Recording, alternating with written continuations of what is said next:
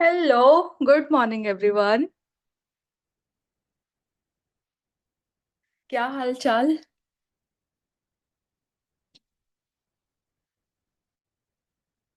Come on guys, keep your cameras on.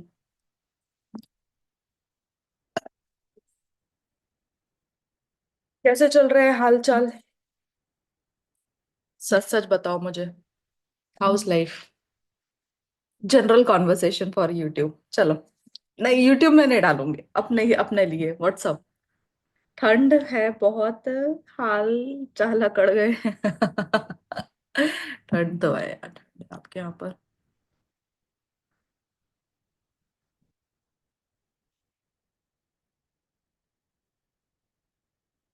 Hi Priya. Trisha is here, good good good. Manvi should have come ना। Hi Meera. भगवान Ram. Good morning. भगवानों के जमाने में नहीं चलता होगा ना गुड मॉर्निंग गुड आफ्टरनून। सुप्रभात बोलते हैं, सुप्रभात।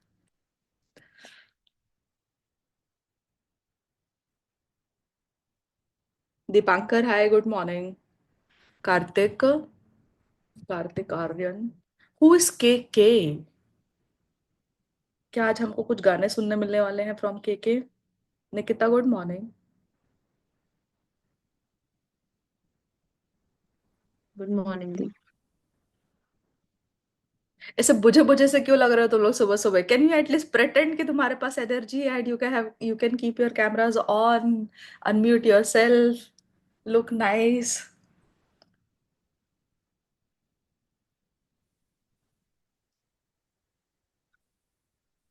चलो, what are the topics we are going to do today? सबसे पहले एसपीएम खत्म करते हैं। बाय एनी चांस आप लोगों ने strategic performance management, sorry, strategic performance measure वाला टॉपिक पहले पढ़ा हुआ है किसी ने? जस्ट अ सिंपल रीडिंग, थोड़ा थोड़ा। Guys, whoever is not keeping their cameras on ना, मैं निकाल दूंगी उनको क्लास से आज। पनिशमेंट। रिवॉर्ड एंड पनिशमेंट कल पढ़ा है ना तुमने, transactional style. Leadership. Let's practically apply that today. A lot of you are saying no, but SPM है ना आपके चैप्टर 5 में? The the topic is there right, but it just कि आप लोगों ने मे बी उसको बहुत अच्छे से पढ़ा नहीं होगा, क्योंकि वैसे भी हम है इस चैप्टर 5 बार छोड़ने के मूड में थे क्या राम? इस बार आया भी था एक। आया भी था ना, बट हम कवर कर लेंगे, क्योंकि क्या है, कभी वो कुछ पूछते हैं फिर कभी कुछ पूछते हैं उस टॉपिक से, राइट? सो ऐसा नहीं है कि आया है तो दोबारा टॉपिक नहीं आएगा। जैसे तीन तो ऑर्गेनाइजेशन एंड क्वेश्चन। स्ट्रक्चर हर बार आता है, एक बार एक टॉपिक पूछेंगे, अगली बार दूसरा टॉपिक पूछेंगे, राइट? ऐसा भी होता है उसमें। So let's not take a risk, वो कर लेते हैं complete. I still, I think मैंने दीपांकर को तो आज तक देखा ही नहीं है। मीरा को भी नहीं देखा है मैंने। त्रिशा, त्रिशा को देखा है, त्रिशा आती है। मैं कार्तिक। जिसको नहीं देखा उसका कैमरा ऑन करवा। वही। हम्म। और बाकी बच्चे पार्टी, रेगुलर बच्चे वाले पार्टी किधर है? वो तुम्हारा मित्र सुमित और ये लोग किधर है?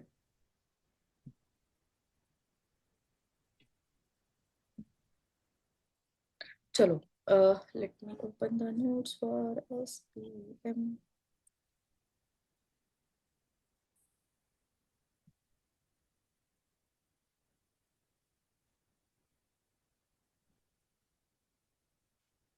मैं एसपीएम का कुछ डिस्कशन करूं आपके साथ में 2 मिनट के लिए? मुझे एसपीएम बताना। स्ट्रैटेजिक परफॉर्मेंस मेजर है, एक केस सिनेरियो बनाते हैं हमारे खुद के लिए, ठीक है? एक छोटू सा केस सिनेरियो है। I am starting my startup, ठीक है? I have a business idea and मुझे, like for example, business idea is online teaching game only, ठीक है? सो स्टार्टिंग फ्रॉम 11 12 से लेकर के पूरा सीए सीएफए जो भी पढ़ा सकते हैं हम पढ़ाते हैं, ठीक, पढ़ा सकते हैं। And now because I have already taught you guys in CA inter और सीए फाइनल, इसकी वजह से you are already my favourite, ठीक है? तो मैंने क्या बोला कि just because you are already my favourite, I trust you guys, so why don't you join me in my startup? Let's build this company together, ऐसा मैंने आपके सामने प्रपोजल रखा। ठीक है? Do you all, are you guys on the same page with me कि हम सब मिलकर के एक स्टार्टअप चालू कर रहे हैं, राइट? नाउ नया नया ऑर्गेनाइजेशन है, तो आई स्टार्टेड आज के लिए हमारा एक मीटिंग चल रहा है कॉन्फ्रेंस में। हमारा प्रोडक्ट वगैरह सब डेवलप हो चुका है, अभी जस्ट मतलब चालू हो गया, 1-2 महीने हो चुके हैं। तो आपने तो मतलब ना निकिता ने मुझे सवाल पूछा कि यार दी ये सब तो ठीक है, लेकिन हम बाकी ऑर्गेनाइजेशन से कुछ अलग कैसे करें, मतलब। तो मैंने बोला क्या मतलब। तो निकिता बोलती है देखो सब लोग अपने प्रॉफिट प्रॉफिट प्रॉफिट पे बहुत फोकस करते हैं, ठीक है, लेकिन जिस हिसाब से आजकल का मार्केट चल रहा है, जहां पर कस्टमर इतने वोकल है अपनी नीड्स को लेकर के, या मतलब एम्प्लॉयज इतना वोकल है अपने, मतलब एक एक अगर आप, निकिता ने मुझे मतलब ऐसे धमकी भी दी, देखो आप मेरे साथ कुछ गलत करोगे ना, मैं जाके लिंक्डइन पे पोस्ट कर दूंगी और आपको टैग कर दूंगी। तो she started doing that with me also, right. So she just trying to tell me कि देखो एवरीथिंग इज वेरी ट्रांसपेरेंट। आप किसी के साथ कुछ गलत करोगे, आप किसी कस्टमर को धोखाधड़ी दोगे, आप कुछ भी गवर्नमेंट के साथ में कुछ भी कर रहे हो, एवरीथिंग इज वेरी ट्रांसपेरेंट। वो कभी भी it can come up at any time, ठीक है। सो दीपांशु ने बोला, हम सब मीटिंग में बैठे हैं ना, तो सब सिर्फ निकिता और मैं नहीं, मतलब दीपांशु भी, तो दीपांशु टोल्ड मी कि काम करते हैं, सिर्फ प्रॉफिट को टारगेट नहीं करते हैं हम ना, अपने कुछ और परफॉर्मेंस मेजर्स बनाते हैं, ठीक है। सो प्रिया टोल्ड कि यस, प्रिया बोलती है मैंने ना सुना है एक कंपनी है Google, what they do other than profit also, they have some measures जिसके चलते वो लोग अपना परफॉर्मेंस बार बार मेजर करते हैं। और उसको उसने सुना है, मतलब उसकी कोई बहन है जो गूगल में काम करती है, तो प्रिया की बहन ने वो उसको बताया कि वहां पर वो लोग उसको बोलते हैं की परफॉर्मेंस इंडिकेटर्स, ठीक है। क्या बोलते हैं, की परफॉर्मेंस इंडिकेटर। तो जैसे प्रिया ने ऐसा बोला, वैसे तुरंत तुरंत ऐसा मीरा को लगा कि यस यस यस, मैंने भी ऐसा सुना हुआ है। तो मीरा ने बोला यस, मेरे भी किसी एक बहन ने बहन भाई जो भी, मतलब बहन बहन ओरिएंटेड क्लास नहीं है भाई, ठीक है। सो मीरा ने बोला yes, my brother also told me कि देयर आर की परफॉर्मेंस मेजर्स होते हैं, ठीक है। सो प्रिया ने कैसा उसी वर्ड को कैसा सुना था, की परफॉर्मेंस इंडिकेटर, मीरा ने सुना था की परफॉर्मेंस मेजर फ्रॉम उसके सीनियर ब्रदर सिबलिंग्स वगैरह जो होंगे उससे, ठीक है। तो किसी भी नाम से बोला जाए कुछ फर्क नहीं पड़ता। ऑर्गेनाइजेशन आज कर के टाइम पे थ्राइव सर्वाइव कर ही नहीं सकते अगर वो सिर्फ प्रॉफिटेबिलिटी पे फोकस करते, ठीक है। आज के टाइम पे मतलब यही चीज आप अपने 11th क्लास के बिजनेस स्टडीज में भी पढ़े होगे, right? Do you remember that organization needs to focus on other things as well, other indicators, other measures as well, other than profit? Yes, this topic is very similar to that, ठीक है। Now हमारा meeting अभी चल रहा है, we are not ending the meeting, and guys please keep your camera on. अगर face to face meeting में होते तो कैसे मास्क लगा के बैठते क्या तुम लोग मेरे सामने? हाँ क्या, क्या आप मास्क कैसा थोड़ी करके बैठते थे? अभी तक राम दिख रहा था, राम भी गया। फिर ऐसा मजा नहीं आता है ना, we are doing the role play, I need my players.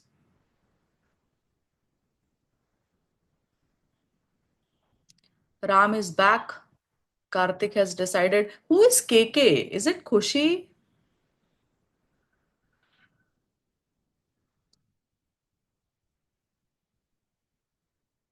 Guys, that's not right. चलो हमारा रोल प्ले कंटिन्यू हो रहा है। अब देखो, अब क्या बोल रही हूं मैं। मैंने बोला एक काम करते हैं, चलो I was convinced with this idea, जो निकिता ने पुटअप किया था और बाकी लोगों ने भी बोला ना, तो I was convinced with this idea कि सही बात है यार, अपने ऑर्गेनाइजेशन चलते हुए अभी 2 महीने 3 महीने हो गए हैं। नाउ वी नो कि हमारे प्रोडक्ट को लोग कैसे पसंद कर रहे हैं, हमारे एम्प्लॉयज कैसे बिहेव करते हैं, हमारे कस्टमर्स को क्या चाहिए है। देन मतलब हमारे पास हमारी सोसाइटी के प्रति भी जो रिस्पॉन्सिबिलिटी है, वी अंडरस्टैंड एवरीथिंग, ठीक है। तो एक काम करते हैं, let's fix some KPIs for our organisation. Suppose हमारे ऑर्गेनाइजेशन का नाम है यूडेमिया कंसल्टिंग, ठीक है। एक्चुअली मेरे एक ऑर्गेनाइजेशन का नाम है यूडेमिया कंसल्टिंग, ठीक है। सो हमारे ऑर्गेनाइजेशन का नाम है यूडेमिया कंसल्टिंग। एक काम करते हैं, यूडेमिया कंसल्टिंग के लिए हम क्या बनाते हैं, की परफॉर्मेंस इंडिकेटर्स, ठीक है। यूडेमिया कंसल्टिंग करती क्या है, it's a online coaching business, ठीक है। नाउ अभी उन्होंने, निकिता ने दिन वापस बोला कि देखो ऐसे रैंडम कुछ भी नहीं बनाने का, क्या करेंगे सारे की परफॉर्मेंस इंडिकेटर्स को ना अपन ऐसे कैटेगरीज में बांट लेते हैं, ठीक है। की परफॉर्मेंस इंडिकेटर को क्या करेंगे, हम क्रेडिट कैटेगरी में बांट लेंगे। तो निकिता ने बोला एक तो अपना गिवन है जो हम बचपन से सीख कर आए हैं कि फाइनेंशियल मेजर्स होना चाहिए, ठीक है। Now Nikita, tell me, in financial measures आप कौन कौन से केपीआई रखोगे फाइनेंशियल मेजर्स के अंदर?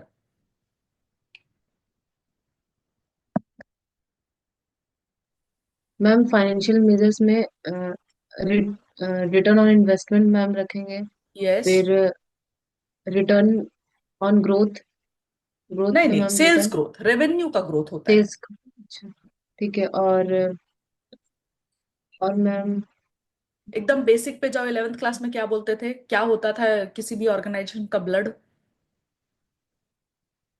किसी का प्रॉफिट। प्रॉफिट। ठीक है, प्रॉफिट मार्जिन। तो उसने मुझे 3 सजेशन दिए, मुझे अच्छा लगा। तो फिर मैंने आई आस्ट देवांशु कि ये तीन मेजर्स अगर ये तीन केपीआई रखेंगे और उसके अगेंस्ट में अपन अपन परफॉर्मेंस मेजर करेंगे, तो अगर ये हम हर हर महीने हम मेजर करेंगे कि कितना सेल्स ग्रोथ हुआ, कितना प्रॉफिट मार्जिन हुआ, कितना रिटर्न ऑन इन्वेस्टमेंट आया।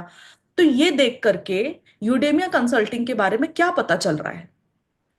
आई am asking this to Devanshu कि ये 3 फिगर्स देख करके जो भी रिजल्ट आएगा, ये देख करके आपको क्या पता चलेगा यूडेमिया कंसल्टिंग के मैम बारे में?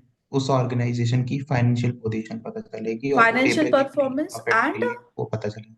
Ability to profitability. Generate profit. Beautiful. You अभी देखो, अभी ध्यान से पढ़ो मैं क्या बोल रही हूँ। हर एक पॉइंट लिखना आना चाहिए कि हाँ, रेवेन्यू सेल्स बहुत अच्छा लगता है, उससे पता चलता है कंपनी प्रॉफिट। ये अपने को इंग्लिश में लिखना आना चाहिए कि when you see the financial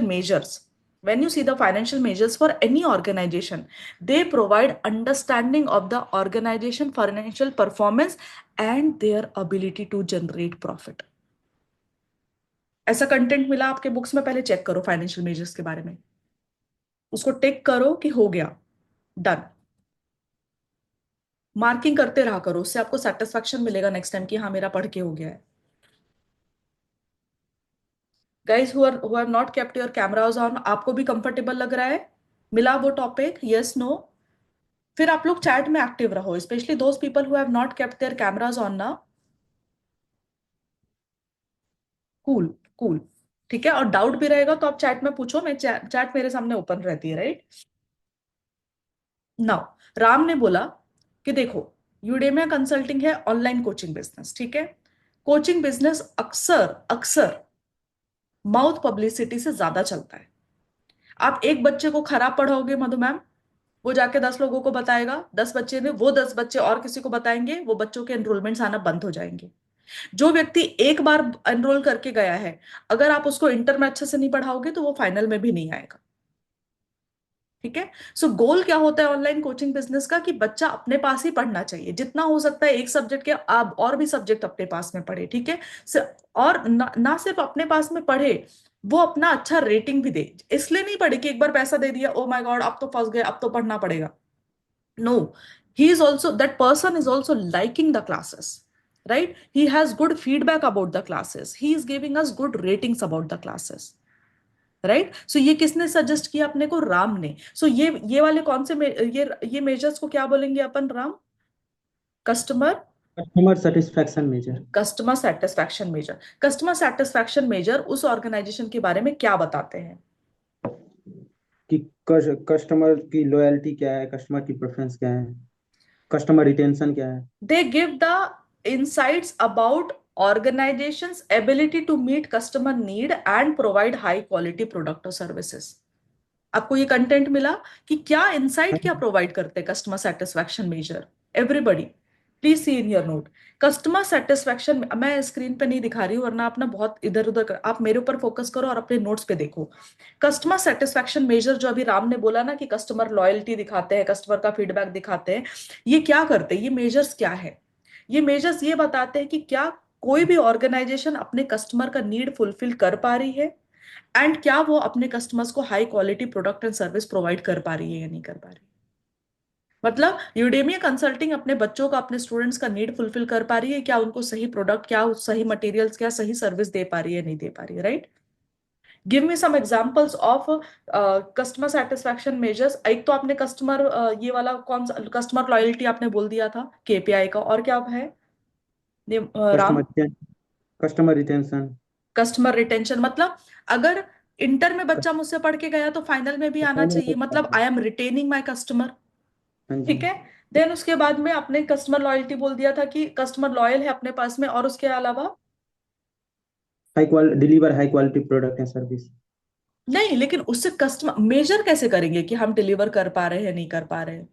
मतलब हम की परफॉर्मेंस इंडिकेटर मतलब वो क्राइटेरिया जिसके तहत अपन मेजर कर पा रहे हैं अपना कि वो अच्छा है या बुरा है। तो क्या होता है, आप नॉर्मली किसी रेस्टोरेंट में खाना खाने के लिए जाते हो और आपको नहीं पसंद आता है, तो आप गूगल पे क्या देते हो?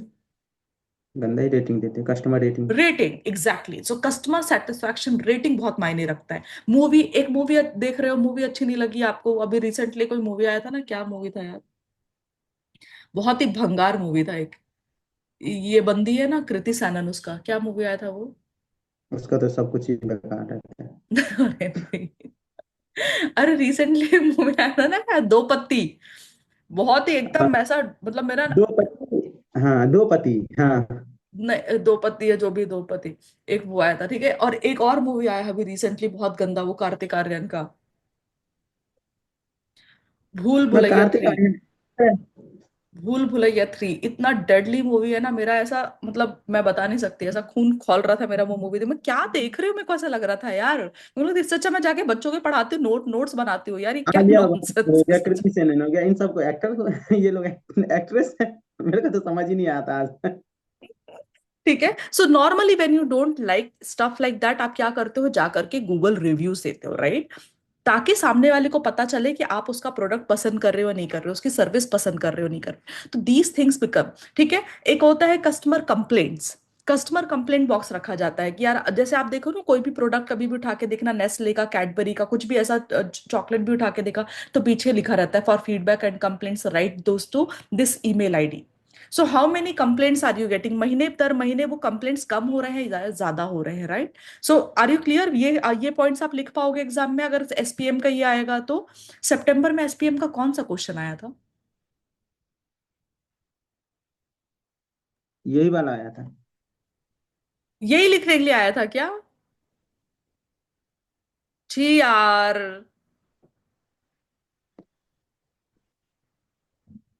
ये पूरा का पूरा ऐसे ही क्वेश्चन आया था क्या? हाँ, ऐसे ही केस बना के लिखा था, type of strategic performance major.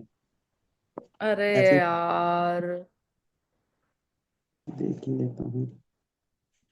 हट, मैं इतने शौक से पढ़ा रही थी, बताओ। ठीक है, नाउ दिवांशु टोल्ड, चलो चलेगा, एक बार देख लो, आई थिंक वही क्वेश्चन था तो ठीक है ना, इंपॉर्टेंस आएंगे इस बार। ठीक है, but did you get the idea? ठीक है, अभी इंपॉर्टेंस आएंगे तो अपन इंपॉर्टेंस पे चलते हैं भाई, इसके ऊपर टाइम नहीं वेस्ट करते, but did you get the idea कि केपीआईज कैसे होते हैं? एक बार सिर्फ रीड कर लेना, अभी ऑलरेडी एग्जाम में आया तो दोबारा नहीं आएगा, ठीक है, तो हम उसके ऊपर टाइम नहीं लगाते। अब मुझे बताओ, मैं स्क्रीन शेयर करती हूँ, ठीक है। मेरा एकदम ऐसा दिल ही टूट गया यार मेरा, अच्छा नहीं लग रहा है इस बात से। अब लाइफ में सब कुछ अकॉर्डिंग नहीं होता। सही बात है, सच में यार, वही हुआ है, एग्जैक्टली वही हुआ है अभी मेरे साथ में। मैं इतने अच्छे से केस स्टडी वे स्टडी सोच के डिस्कस कर रही थी कि बच्चों को अच्छा लगेगा। ऐसे बड़ा गंदा आदमी है।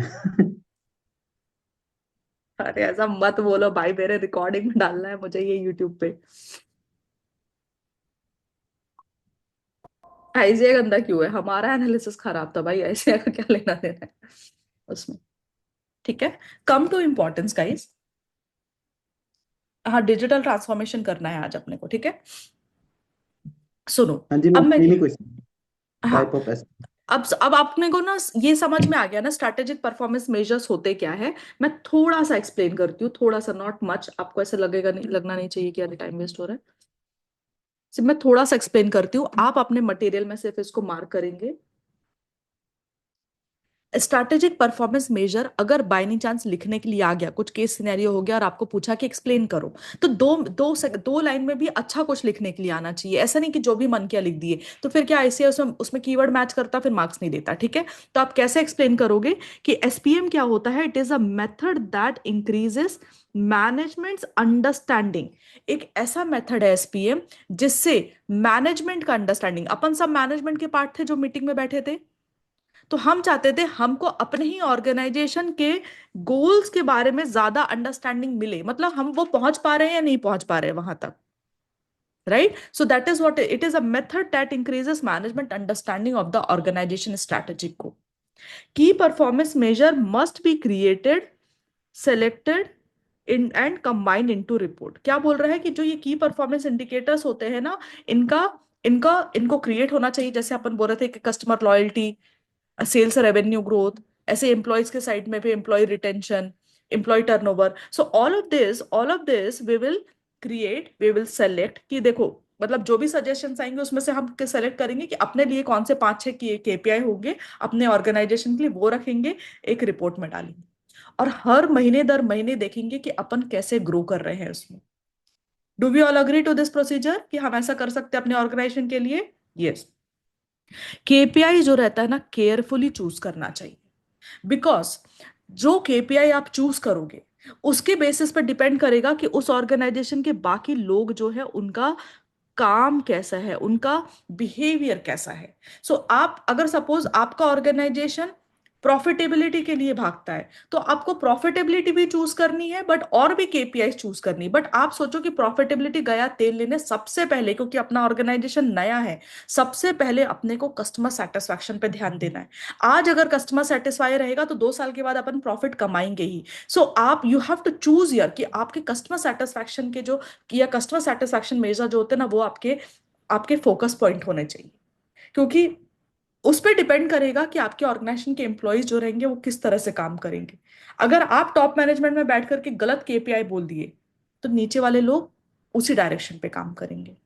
सो do you all agree to this? Meaning some लिख पाओगे उसमें? 3 पार्ट्स में आप मीनिंग लिखोगे। पहला, ये मैनेजमेंट का खुद का अंडरस्टैंडिंग बढ़ाता है अपने ही स्ट्रैटेजिक गोल के बारे में। दूसरा, केपीआई जो है हमको क्रिएट, सेलेक्ट एंड कंबाइन करना पड़ता है रिपोर्ट में। एंड जो केपीआई होता है वो केयरफुली चूज करना पड़ता है, क्योंकि वो ऑर्गेनाइजेशन के लोगों का बिहेवियर इन्फ्लुएंस करता है। क्वेश्चन में एक बार सिर्फ पहचानना है अपने को कि ये केपीआई का मीनिंग पूछा, मतलब एसपीएम का मीनिंग पूछा, लिखना आपको यही पड़ेगा। It is going to be direct over there, right? Yes, no? बाकी बच्चे किधर है यार? आज बहुत एकदम साइलेंट, मजा नहीं आ रहा है क्लास में मेरे को।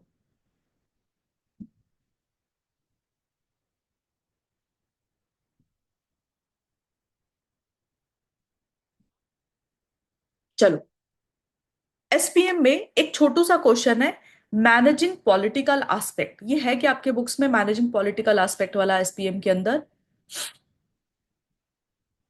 अभी टाइप्स आ गया ना, तो टाइप्स को छोड़ के कि बाकी टॉपिक पे थोड़ा ध्यान दे करके पढ़ लेते हैं।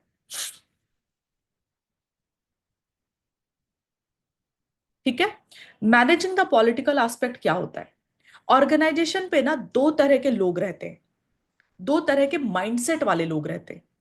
एक ऐसा व्यक्ति रहेगा जो बहुत ही ओपननेस के साथ काम करता है, वेरी एनर्जेटिक, ये कर लेंगे, वो कर लेंगे, चलो ये करते, चलो वो करते, मतलब वेरी हाइपर एनर्जेटिक, ये every open to all the ideas and everything. एक दूसरे तरह के लोग रहते हैं, वेरी कंजर्वेटिव, नहीं यार छोड़ना नहीं होगा, क्या कर रहा है तू, ये क्या पढ़ रहा है। मतलब अपने अपने स्टूडेंट्स में भी ऐसे 2 तरह के बच्चे रहते हैं ना। एक एक जो हमेशा क्रिटिकल रहता है, या ऐसे ही पागल है, छोड़ यार, इतने क्वेश्चन करूंगा, टॉप 30 क्वेश्चन करूंगा, टॉप 100 क्वेश्चन करूंगा, इतना करके जाऊंगा, पास हो जाऊंगा। एक दूसरा बच्चा रहता है कि नहीं यार चलो, लेट्स डू एवरीथिंग, ये भी करते वो भी करते, कंसेप्ट भी समझेंगे, क्वेश्चन भी करेंगे। So these are 2 different sets of mindset. Managing political aspect में क्या बोल रहा है कि देखो, ऑर्गेनाइजेशन में भी ऐसा ही होने वाला है। कुछ लोग रहेंगे टॉप मैनेजमेंट की पॉलिसी को बहुत अच्छे से अडॉप्ट करेंगे। कुछ ऐसे लोग रहेंगे जो टॉप मैनेजमेंट की पॉलिसी को बोलेंगे, अरे यार ये लोग क्या है, जब देखो नया स्ट्रैटेजी बना के लेकर के आ जाते हैं, समझता नहीं है इनको एम्प्लॉयज को क्या चाहिए, ये वो। वेरी कंजर्वेटिव माइंडसेट के लोग रहते हैं। एज एन ऑर्गेनाइजेशन लीडर, हम सबका काम है कि हम वो लोगों, जो 2 तरह के लोग हैं ना, 2 तरह के माइंडसेट वाले लोग, उनको मैनेज करके चले। मैनेजिंग पॉलिटिकल एस्पेक्ट का वो मतलब होता है कि वो लोगों को मैनेज करके चले, क्योंकि उसमें से एक भी बंदा, जो स्पेशली जो कंजर्वेटिव माइंडसेट का बंदा अगर हावी हो गया और उसने लोगों को इन्फ्लुएंस कर लिया कि अरे छोड़ो यार क्या करना है, ये तो ऐसी टॉप मैनेजमेंट वाले कुछ भी बोलते रहे, ऑर्गेनाइजेशन का परफॉर्मेंस खराब हो जाएगा। Make sense? क्या बोलता है इसमें? जस्ट अ सेकेंड ना।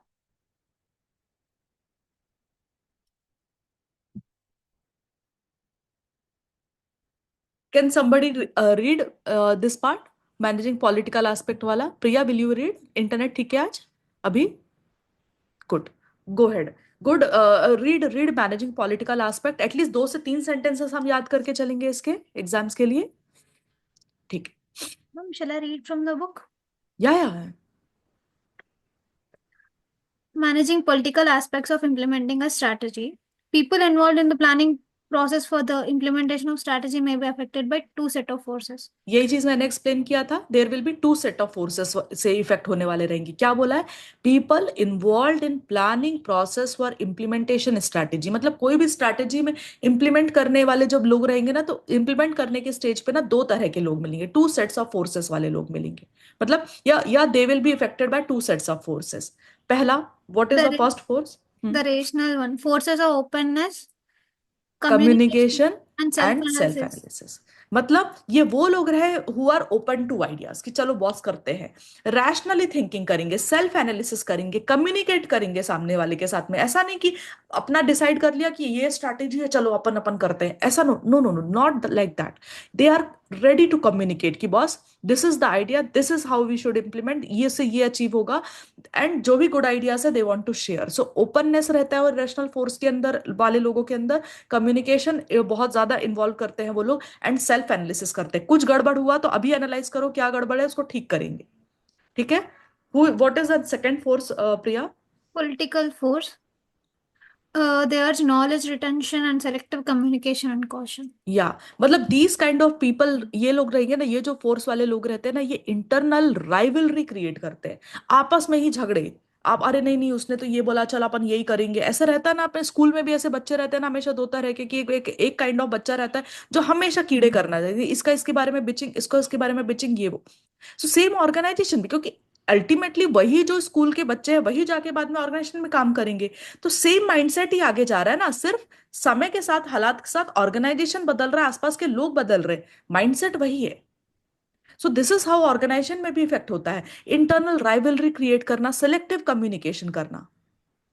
अच्छी चीजें अपने तक बचा के रख लेंगे, बाकी दूसरे को बताएंगे नहीं, फिर बाद में उसका काम खराब हो जाएगा सामने वाले का। Right? Do you agree? Go head, आगे बताओ। When these two techniques conflict, the politically acceptable aspects may end up in the explicit strategy, while the sensitive elements may form an unspoken plan that contains the implicit strategy. Exactly तो वो क्या बोल रहा है, देखो, आपको समझ में तो आ गया कि ऐसे 2 टाइप के फोर्सेस काम करेंगे आपके ऑर्गेनाइजेशन पे। सो हमारा गोल है ये चीज समझने का कि बॉस, अगर हमने जब भी ये पॉलिटिकल पॉलिटिकल वाले जो फोर्स रहेंगे और रैशनल फोर्स रहेगा, ये आपस में टकराएंगे ना, तो पॉलिटिकल एस्पेक्ट के लोग जो रहते हैं ना, वो बहुत ही एक्सप्लिसिट स्ट्रैटेजी बनाते हैं, मतलब वेरी ओपन, सबको मालूम रहेगा। जो लोग पॉलिटिकल रहते हैं ना, वो बहुत लाउड भी रहते हैं, राइट? मतलब दे विल मेक श्योर कि उनकी ही बातें सुनी जाए। ऐसा ही होता है। वो इंट्रोवर्ट्स लोगों को, इंट्रोवर्ट्स मतलब जो सेंसिबल लोग रहते हैं ना, उनको आगे आने भी नहीं देते पॉलिटिकल वाले को। टीवी सीरियल्स में भी ऐसे ही देखते थे अपन बचपन में। Whoever is that negative role वाला प्ले करने वाला, जो कमौलिका वमौलिका जो लोग रहते थे, लेकिन कभी देखा होगा अगर पेरेंट्स को देखते हुए उस जमाने में, तो वो लोग हमेशा बहुत लाउड रहते थे और वो अपना ही चलाने के लिए देते थे, उनका स्ट्रैटेजी चलता था। तो that becomes a explicit strategy. And जो सेंसिटिव एलिमेंट, मतलब रैशनल थिंकिंग वाले लोग रहते हैं, वो अनस्पोकन प्लान बन जाता है, जिसको हम बोलते हैं इम्प्लिसिट स्ट्रैटेजी। सो पॉइंट ये है कि ये अपन ने क्यों समझा है, ताकि when you are managing your organisation, you have to manage all this political aspect. ठीक है? Now understood this concept? एक बार फटाक से रीड करो, आपको लिखने आना चाहिए एग्जाम में, राइट? अब इतना टाइम स्पेंड करके देखा है तो हम लिख के बराबर से आएंगे। Just read managing political aspect वाला पॉइंट पूरा।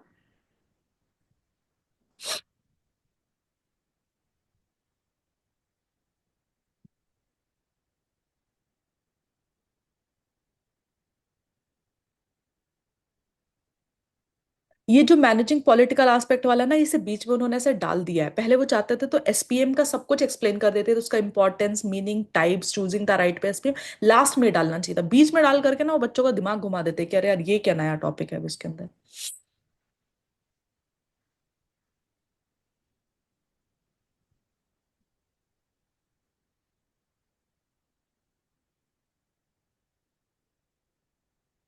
Kartik, are you here?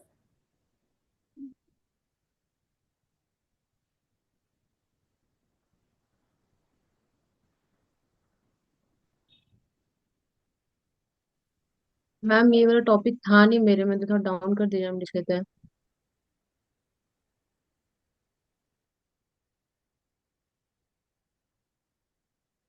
कहाँ पर आप बताना मुझे, कहाँ पर स्टॉप करूँ मैं?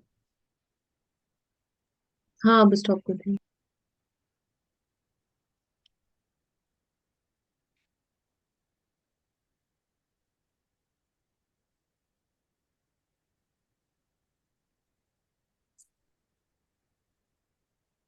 ऋषा इधर फोकस करो, एमसीक्यू आंसर कर लेना, सर ने ड्रॉप किया हुआ है लेकिन थोड़ी देर के बाद, अभी क्लास में पढ़ लो।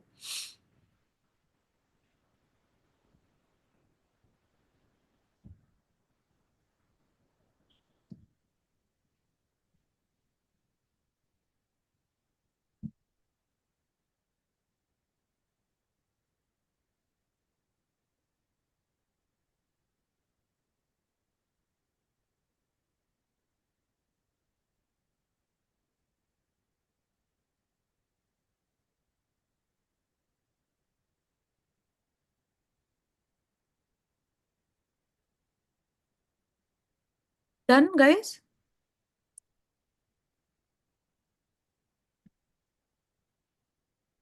यस नो, ऐसे नहीं करो, देखो सुबह सुबह का क्लास है, एनर्जेटिक पे रहोगे तो यस दी। मुझे भी पढ़ाने के लिए मजा आएगा, राइट? रिमेनिंग हो पोर्शन गया। भी करना है ना।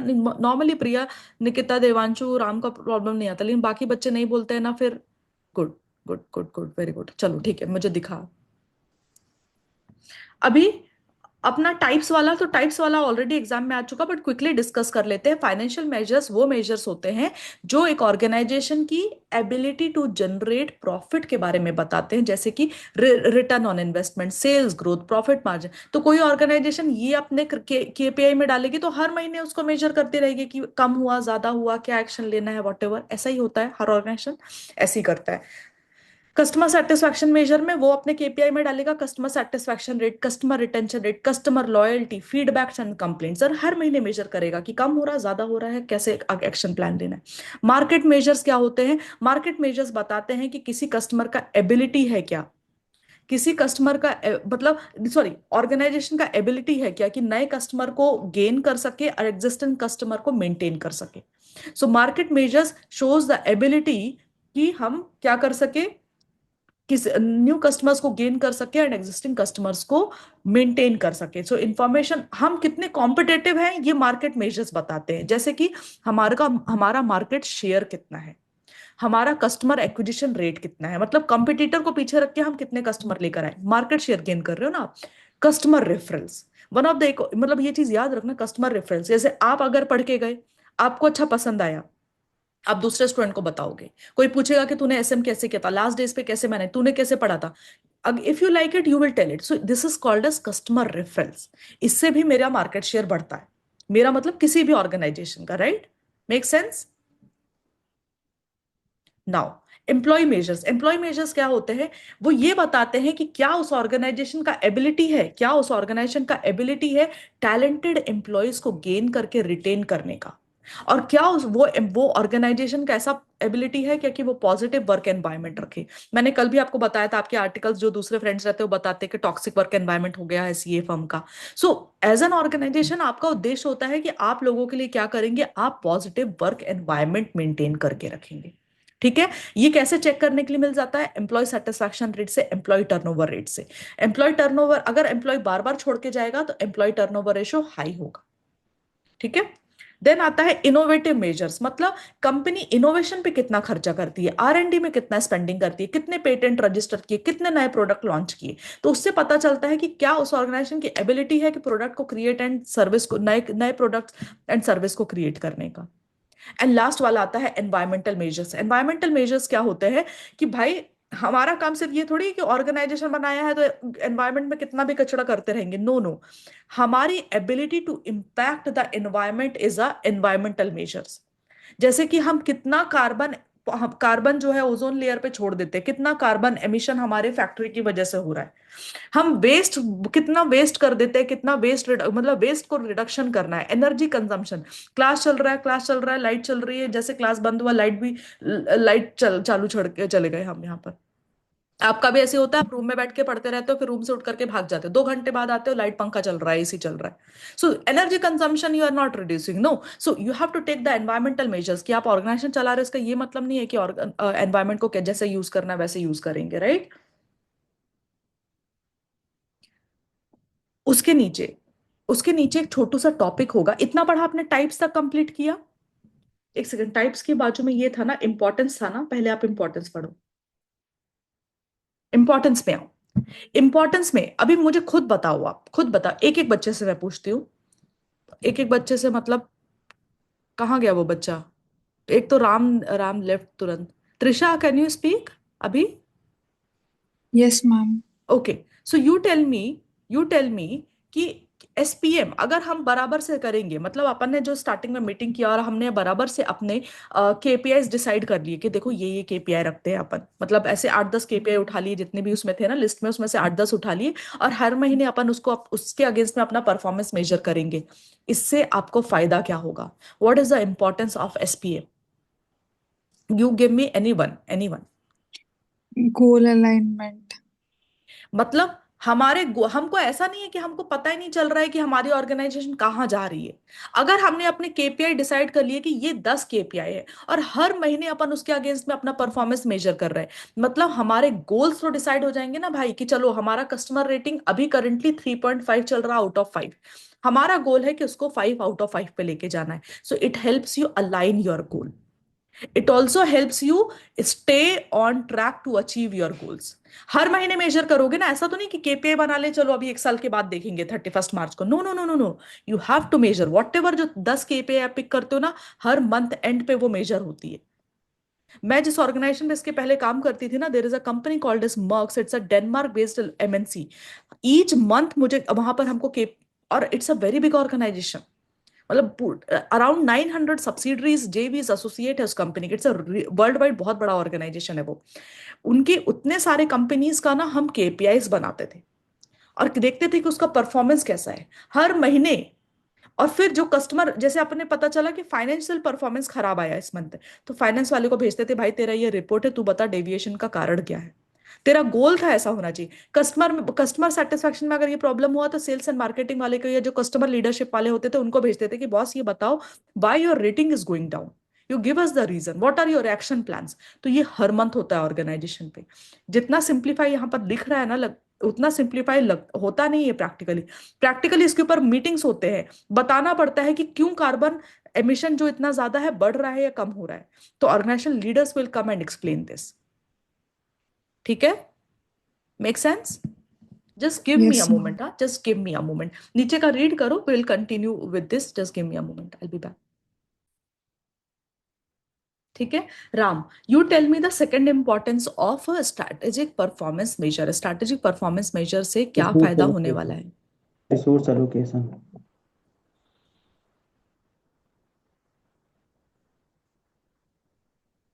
Devanshu, will you explain what is the second benefit that you are going to get from SPM? Resource allocation. Resource allocation मतलब, अगर प्रिया ने बोला कि बॉस देखो नया नया बिजनेस है, आर एंड डी पे अपने को खर्चा ज्यादा करना चाहिए, कुछ दिन कम कमाएंगे, प्रॉफिट अपने घर ले जाएंगे तो भी चलेगा, तो प्रॉफिट अपन रिटेन करेंगे और उसको आर एंड डी में इन्वेस्ट करेंगे। सो रिसोर्स फंड, अपने फंड, प्रॉफिट क्या अपना फंड है, फंड कहाँ लगाना है? अगर आप बोलोगे कि नहीं नहीं आर एंड डी में खर्चा करने की जरूरत नहीं है, तो आप एम्प्लॉयज को बोनस दे दोगे, एज अ शेयर होल्डर आप डिविडेंड बांट दोगे। लेकिन आपने बोला कि नहीं बॉस, अपना गोल ही अलग है। हमारा गोल था इनोवेटिव आइडियाज में लेकर के आने का, हमारा गोल था आर एंड डी में इन्वेस्ट करने का। So let's allocate our fund for R and D, research and development, and not for the dividend.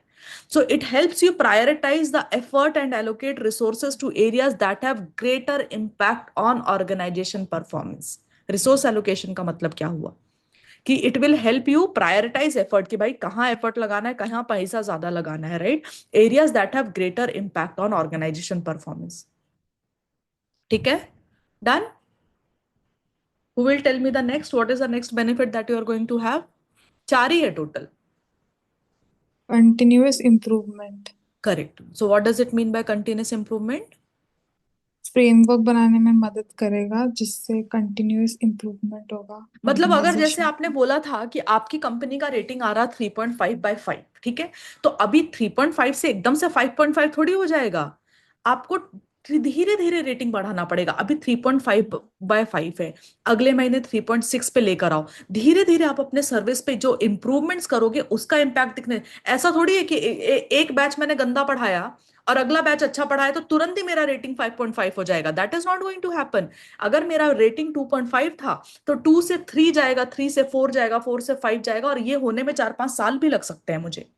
So this kind SPM will actually help you, SPM will actually help you कि आप continuously अपने performance को improve करते रहें over time. Make sense? It helps the organization to track the progress and make adjustments to improve performance. मतलब अपने को पता, मेरे को पता चला कि यार मेरा रेटिंग अभी 2.2/5 चल रहा है, तो यार मैं क्या इंप्रूव करूं जिससे मेरा रेटिंग इंक्रीज हो। मैं कुछ ना कुछ स्टेप्स लूंगी, वो स्टेप्स लेने के बाद में वो रेटिंग शायद हो सकता है 2.5/5 हो, फिर मैं और स्टेप्स लूंगी, फिर ऐसे ऐसे करते मैं 2-4 बैचेस अच्छे से पढ़ा करके तब जाके मेरा रेटिंग इंप्रूव करूंगा, right? So it will help me continuous improvement, in continuous improvement, right? What is the last one, Nikita? Will you explain?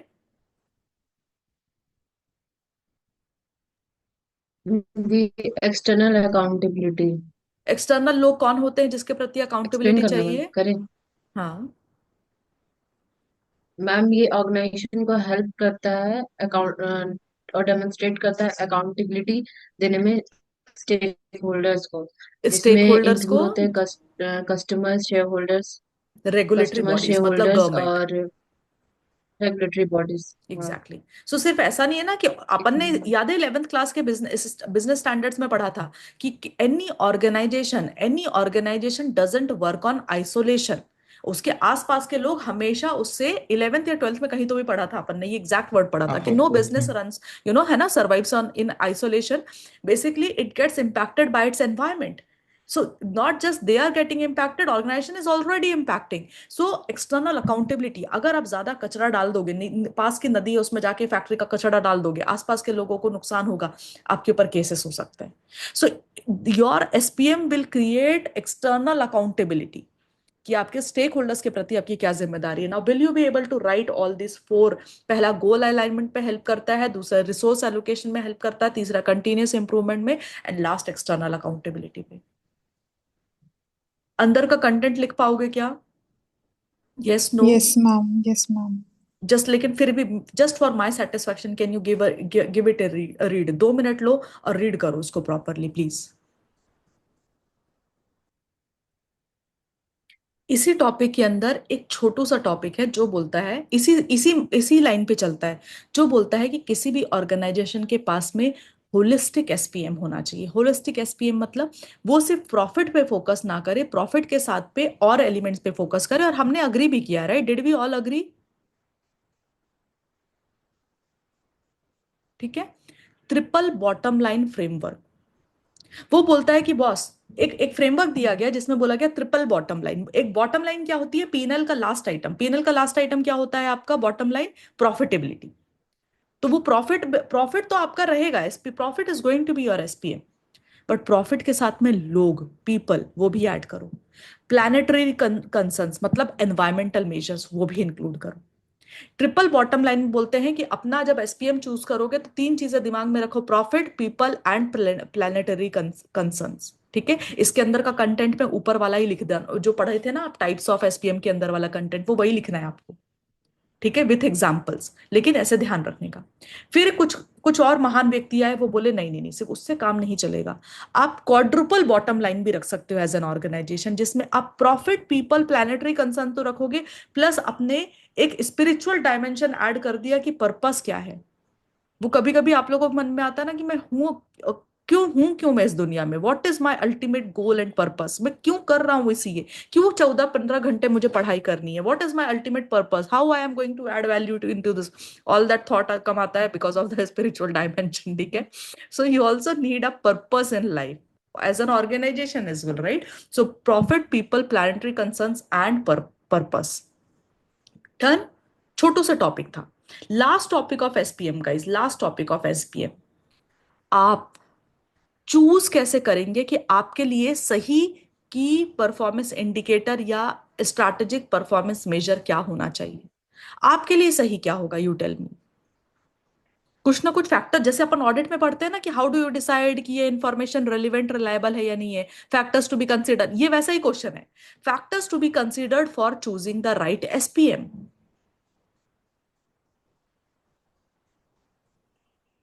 Ma'am quality सही होना चाहिए, फिर टाइम से होना चाहिए, फिर अवेलेबल होना चाहिए जो हम लोग को चाहिए, और रिलेवेंट होना चाहिए। रिलेवेंट होना चाहिए। देखो, आपने गोल तो कुछ बना लिया कि हाँ हाँ मुझे, मतलब आपने ऐसे चूज कर आप एकदम ऐसे भलता कुछ तो भी केपीआई लेकर आए कि देखो देखो मैंने देखा गूगल ना ये मेजर करता है, अपन भी ऐसे मेजर। अरे भाई, वो मेजर करने के लिए तुम्हारे पास डेटा अवेलेबिलिटी है क्या?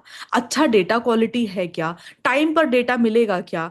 क्या उसकी ऑर्गेनाइजेशन के गोल के हिसाब से रेलिवेंट है क्या? पहले वो देखो ना। ऐसा नहीं कि जस्ट बिकॉज गूगल वो केपीआई रख रहा है तो हम भी वो केपीआई रखेंगे। आपको लगता है रिलायंस की इंडस्ट्री से, आप रिलायंस की इंडस्ट्रीज का कभी एनुअल रिपोर्ट दिखा ना, उसमें ना उनकी केपीआई, आई थिंक स्टार्टिंग के 5वें या 5 से लेकर 10 पेज के अंदर में एक पेज आता है उनके एनुअल रिपोर्ट का, which is about the key performance indicator. बहुत सुंदर है। लेकिन वो उनके लिए है ना, जस्ट बिकॉज वो कलरफुल अच्छा दिख रहा है, वो नंबर अच्छे दिख रहे हैं, आप आपके ऑर्गेनाइजेशन में अप्लाई करोगे ऐसा होगा क्या? नहीं। So you have to check whether it is relevant. Relevant किससे, रेलिवेंस किससे देखेंगे? अपने ऑर्गेनाइजेशन के गोल एंड ऑब्जेक्टिव से। अगर वो आपके लिए मायने नहीं रखता, आप मत रखो। ठीक है। अभी मैं ऑनलाइन कोचिंग बिजनेस में है, मैं क्या एनवायरमेंटल मेजर, क्या कार्बन डाइऑक्साइड छोड़ रही, क्या क्या क्या रखूं मैं उसको? CO2 एमिशन, कुछ नहीं, वो मेरे लिए मैटर नहीं करता है। So I will not keep carbon emission as my KPI. मेरे ऑनलाइन कोचिंग बिजनेस में क्या, मैं इलेक्ट्रिक एनर्जी यूज कर रही हूँ, अभी क्या कार्बन, कुछ नहीं। ठीक है। So you have to see whether that KPI is relevant for your organisation goal और ऑब्जेक्टिव और नॉट। सेकेंड, जब वो एसपीएम का कैलकुलेशन करोगे महीने दर महीने, तो उसका डेटा भी तो मिलना चाहिए ना आपको, टाइमली रेडिली भी अवेलेबल होना चाहिए, टाइमली मैनर में मिलना चाहिए। प्लस आपका जो एसपीएम सेट होना चाहिए वो high quality, accurate and reliable data पे होना चाहिए। पता चला रैंडम, देखो रैंडम पता है, मैं बताती हूँ कैसा होता है। जैसे याद है, आप रेस्टोरेंट गए, ठीक है, रेस्टोरेंट नहीं, रेस्टोरेंट छोड़ो, मूवी देखी आपने, मूवी देखी। अब जस्ट बिकॉज मैंने आपको बोल दिया है कि भूल भुलैया 3 बेकार मूवी थी एंड दो पत्ती बेकार मूवी थी, तो जस्ट बिकॉज आप मेरे थॉट से इन्फ्लुएंस्ड हो गए हो, आप जाके गूगल में नेगेटिव रिव्यू डाल के आए। क्या आपने जेन्युइनली वो मूवी देखी?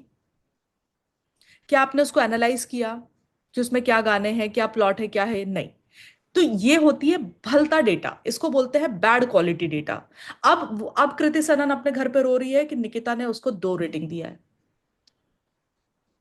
अच्छा लगेगा क्या? Is she crying because of the high quality data? No, because she has a bad, inaccurate, unreliable data. So she should not cry on the basis of that. ठीक है, वो अपना बैंक बैलेंस देखे और खुश रहे। सो द पॉइंट इज कि when you set a SPM, you have to make sure कि that SPM is based on high quality data। सही रेटिंग्स का, सही पर प्रॉफिट का, सही वैल्यूज का यूज करके आप अपना एसपीएम बनाओ और देखो कि वो एक्यूरेट एंड रिलायबल होना चाहिए। पता चला, वरना आपका गोल ही पूरा डाइवर्ट हो जाएगा। And last, SPM should be based on current and up to date data. So data quality, timeliness and availability एक जैसे 3 पॉइंट हो गए। पहला वाला रेलिवेंस जो है वो थोड़ा अलग है कि वो आपके गोल और ऑब्जेक्टिव पे हो। आपको आपको कॉमनलिटी दिखी पॉइंट 2, पॉइंट 3, पॉइंट 4 में? वो तीनों डेटा के बारे में बात कर रहे हैं। डेटा रेडिली अवेलेबल होना चाहिए, टाइमली मैनर में एनालाइज होना चाहिए, डेटा हाई क्वालिटी होना चाहिए, एक्यूरेट एंड रिलायबल होना चाहिए, डेटा शुड बी, मतलब SPM should be based on current and up to date data. याद कर लोगे इसको फटाक से? याद करो, खत्म करो, आपका SPM as a whole topic खत्म कर हो चुका है अभी।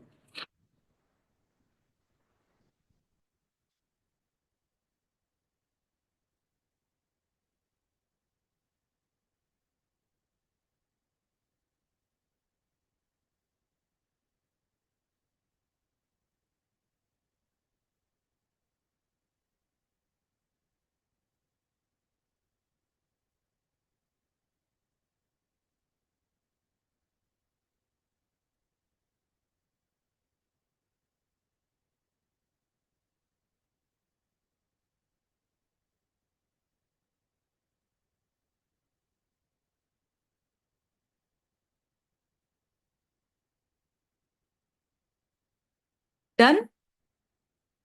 Will you be able to manage the questions of SPM by yourself? Is it's a comparatively easy topic. मैं थोड़ा ऑर्गेनाइजेशनल स्ट्रक्चर की तरफ मूव करूं और इन उसके क्वेश्चन आंसर राइटिंग प्रैक्टिस करेंगे, चलेगा? Yes, ma'am. ठीक है, I just close the recording.